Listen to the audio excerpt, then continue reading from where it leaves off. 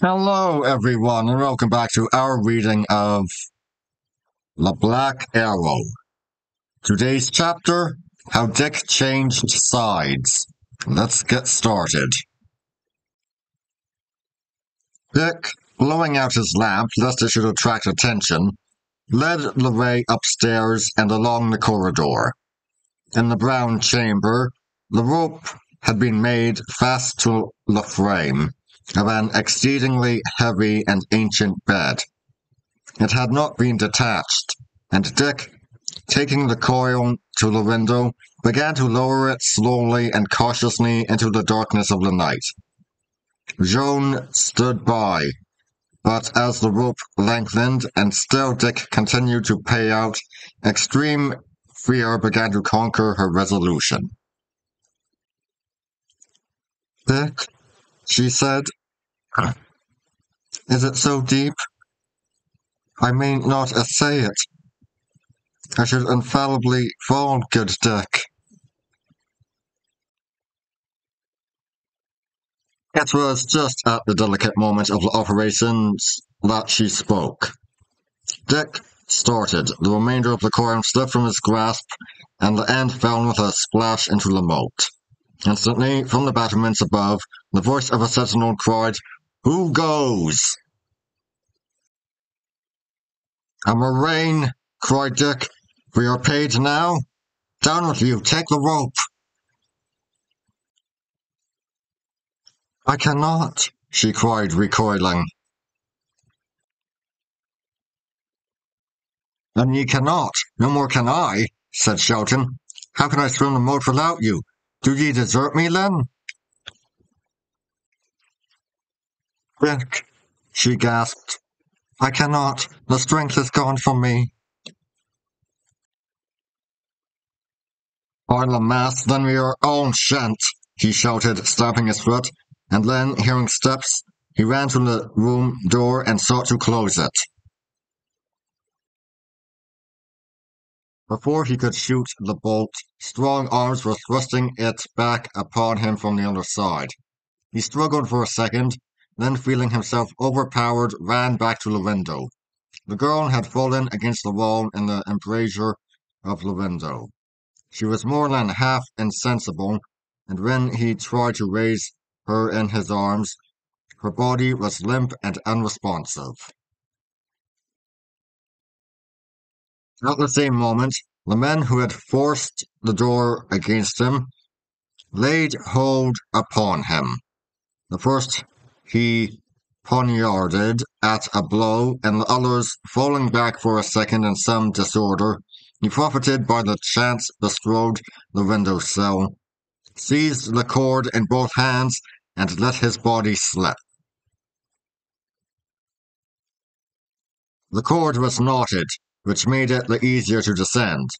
But so furious was Dick's hurry, and so small his experience of such gymnastics, that he spun round and round in mid-air like a criminal upon a gibbet, and now beat his head, and now bruised his hands against the rugged stone work of the wall. The air roared in his ears. He saw the stars overhead, and the reflected stars below him in the moat, whirling like dead leaves before the tempest. And then he lost his hold and fell and soused head over ears into the icy water. When he came from the surface, his hand encountered the rope which, newly lightened of his weight, was swinging wildly to and fro. There was a red glow overhead, and looking up, he saw by the light of several torches and a cresset full of burning coals, the battlements lined with faces. He saw the men's eyes turning hither and thither in quest of him, but he was too far below the light reached them not, and they looked in vain. And now he perceived that the rope was considerably too long, and he began to struggle as well as he could towards the other side of the moat, still keeping his head above water. In this way he got much more than halfway over. Indeed, the bank was almost within reach, before the rope began to draw him back by its own weight. Taking his courage in both hands, he let go and made a leap for the trailing sprays of willow that had already, that same evening, helped Sir Daniel's messenger to land. He went down, rose again, sank a second time, and then his hand caught a branch, and with the speed of thought, he had dragged himself into the thick of the tree and clung there, dripping and panting, and still half uncertain of his escape.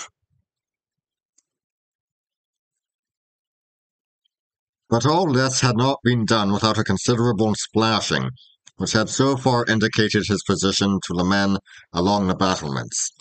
Arrows and quarrels fell thick around him in the darkness, thick like driving hail, and suddenly a torch was thrown down, flared through the air in its swift passage, stuck for a moment on the edge of the bank, where it burned high and lit up its whole surroundings like a bonfire, and then, in a good hour for Dick, slipped off, plumped into the moat, and was instantly extinguished. It had served its purpose. The marksmen had had time to see the willow, and Dick ensconced among its boughs, and though the lad instantly sprang higher up the bank and ran for his life, he was not yet quick enough to escape a shot. An arrow struck him in the shoulder, and another grazed his head. The pain of his wounds lent him rings, and he had no sooner got upon the level that he took to his heels and ran straight before him in the dark, without a thought for the direction of his flight. For a few steps, missiles followed him, but these soon ceased, and when at length he came to a halt and looked behind, he was already a good way from the moat house, though he could still see the torches moving to and fro along its battlements.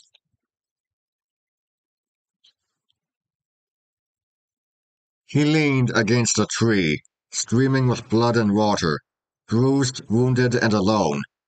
For all that he had saved his life for that bout, and though Joanna remained behind in the power of Sir Daniel, he neither blamed himself for an accident that it had been beyond his power to prevent, nor did he augur any fatal consequences to the girl herself. Sir Daniel was cruel, but he was not likely to be cruel to a young gentlewoman who had other protectors, willing and able to bring him to account. It was more probable he would make haste to marry her to some friend of his own. Well, thought Dick, between then and now, I will find the means to bring that traitor under, for I think by the mass that I be now absolved from any gratitude or obligation, and when war is open, there is a fair chance for all. In the meanwhile, here he was in a sore plight.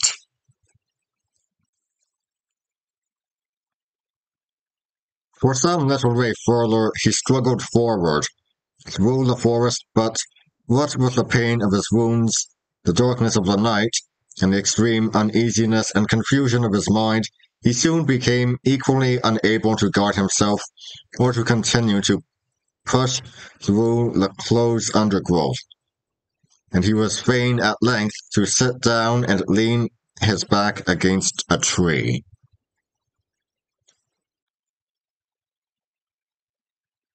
When he awoke from something betwixt sleep and swooning, the grey of the morning had begun to take the place of night. A little chilly breeze was bustling among the trees, and as he sat still, staring before him, only half awake, he became aware of something dark that swung to and fro among the branches, some 100 yards in front of him. The progressive brightening of the day and the return of his own senses at last enabled him to recognize the object. It was a man, hanging from the bough of a tall oak. His head had fallen forward on his breast, but at every stronger puff of wind, his body spun round and round, and his legs and arms tossed like some ridiculous plaything. Dick clambered to his feet, and staggering and leaning on the tree trunks as he went, drew near to this grim object. The bough was perhaps 20 feet above the ground, and the poor fellow had been drawn up so high by his executioners that his boots swung clear above Dick's reach, and as his hood had been drawn over his face, it was impossible to recognize the man. Dick looked about him right and left, and at last he perceived that the other end of the cord had been made fast to the trunk of a little hawthorn which grew thick with a blossom under the lofty arcade of the oak. With his dagger, which alone remained to him of all his arms, young Shelton severed the rope, and instantly, with a dead thump, the corpse fell in a heap upon the ground. Dick raised the hood. It was Throgmorton, Sir Daniel's messenger. He had not gone far upon his errand. A paper, which had apparently escaped the notice of the men of the Black Arrow, stuck from the bosom of his doublet, and Dick, pulling it forth, found it was Sir Daniel's letter to Lord Wensleydale. Come, thought he, if the world changes yet again, I may have the wherewithal to shame Sir Daniel, nay, and perchance to bring him to the block.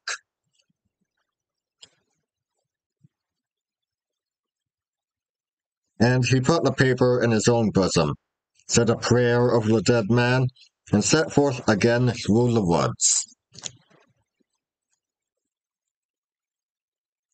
His fatigue and weakness increased, his ears sang, his steps faltered, his mind at intervals failed him, so low had he been brought by loss of blood.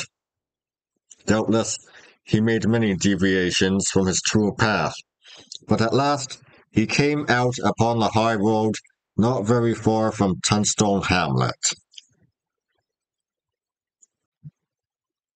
A rough voice bid him stand. Stand? Repeated Dick. By the mass, but I am nearer falling. And he suited the action to the word, and fell at his length upon the road. Two men came forth out of the thicket, each in green forest jerkin, each with long bow and quiver and short sword. Why, Lawless, said the younger of the two, it is young Shelton. Aye, this will be as good as bread to John Amendall, returned the other. No faith he hath been to the wars. Here is a tear in his scalp, and must have cost him many a good ounce of blood. And here, added Greenchef, is a hole to his shoulder that must have pricked him well. Who hath done this, thinks ye? If it be one of ours, he may all to prayer, and this will give him a short shrift and a long rope. Up with the cub, said Lawless. Clap him on my back.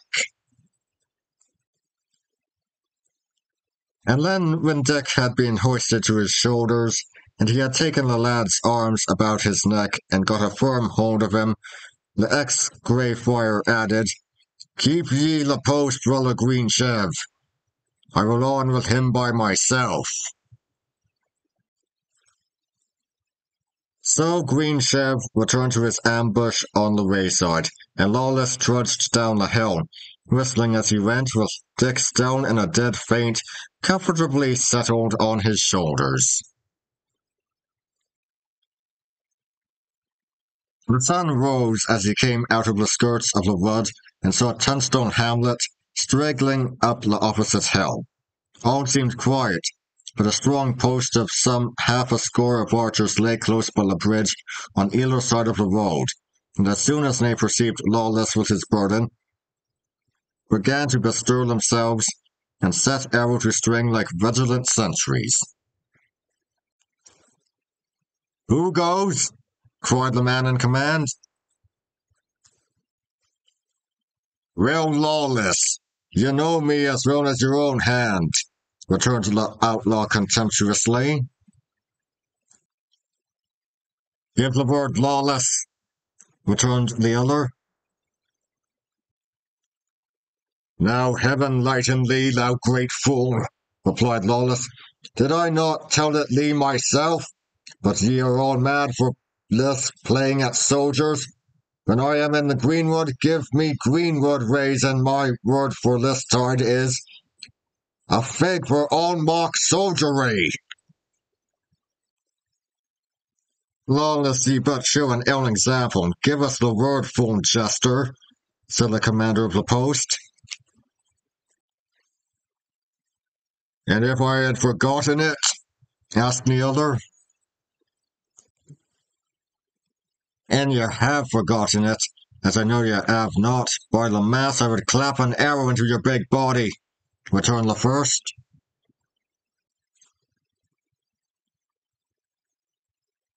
"Nay, and ye are so ill a jester," said Lawless.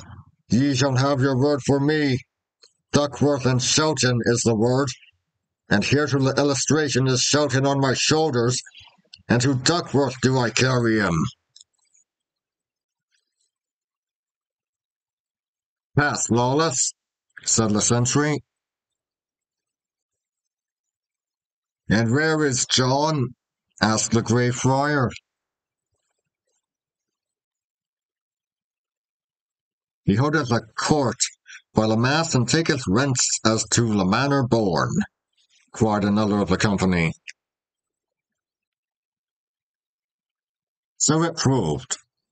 When Lawless got as far up the village as the little inn, he found Ellis Duckworth surrounded by Sir Daniel's tenants, and by the right of his good company of archers, coolly taking rents and giving written receipts in return for them.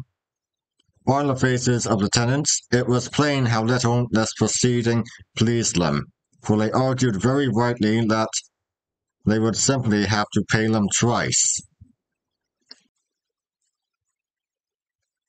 As soon as he knew what had brought Lawless, Ellis dismissed the remainder of the tenants, and with every mark of interest and apprehension conducted Dick into an inner chamber of the inn.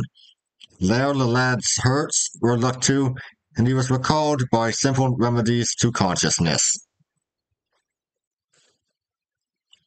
"Dear lad," said Ellis, pressing his hand, "ye are in a friend's hands that loves your father and loves you for his sake. Rest ye a little quietly, for ye are somewhat out of case. Then shall ye tell me your story, and betwixt the two of us we shall find a remedy for all." A little later in the day, and after Dick had awakened from a comfortable slumber to find himself still very weak, but clearer in mind and easier in body, Ellis returned, and sitting down by the bedside, begged him in the name of his father to relate the circumstance of his escape from Tunstall Moat House. There was something in the strength of Duckworth's frame, and in the honesty of his brown face, and the clearness and shrewdness of his eyes, that moved Dick to obey him, and from first to last the lad told him the story of his 2 days' adventures. "Well," said Ellis when he had done, "see what the kind saints have done for you, Dick Shelton. Not alone to save your body in so numerous and deadly perils, but to bring you into my hands, that have no dearer wish than to assist your father's son. Be but true to me, and I see ye are true, and betwixt you and me, we shall bring that false heart traitor to the death." "Will ye assault the house?" asked Dick. "I were mad indeed to think of it," returned Ellis. He hath too much power. His men gather to him, those that gave me the slip last night, and by the mass came in so handily for you. Those have made him safe. Nay, Dick, to the contrary, thou and I and our brave bowmen, we must all slip from this forest speedily and leave Sir Daniel free. My mind misgiveth me for Jack, said the lad. For Jack, repeated Ducksworth. Oh, I see, for the wench. Nay, Dick, I promise you if there come talk of any marriage, we shall act at once. Till then, or till the time is ripe, we shall all disappear, even like shadows at morning. Sir Daniel shall look east and west, and see none enemies. He shall think by the mass that he hath dreamed a while, and hath now awakened in his bed. But our 4 eyes, Dick, shall follow him right close, and our 4 hands, so help us all, the army of the saints, shall bring that traitor low. 2 days later, Sir Daniel's garrison had grown to such a strength that he ventured on a sally, and at the head of some 20 horsemen, pushed without opposition as far as Tunstone hamlet. Not an arrow fled, not a man stirred in the thicket. The bridge was no longer guarded, but stood open to all comers, and as Sir Daniel crossed it, he saw the villagers looking timidly from their doors. Presently, one of them, taking heart of grace, came forward and with the lowliest salutations presented a letter to the knight.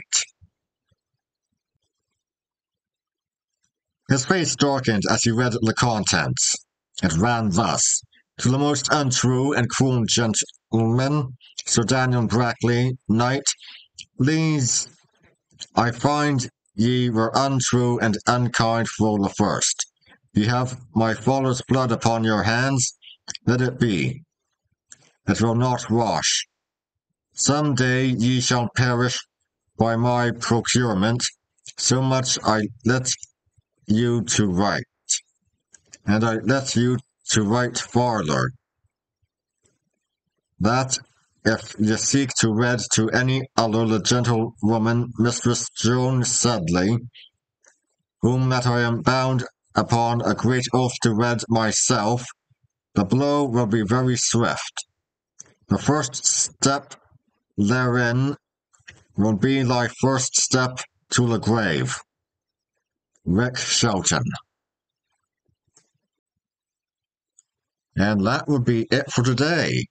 So closes this act, I suppose we could call it. I'll see you all next time. See ya!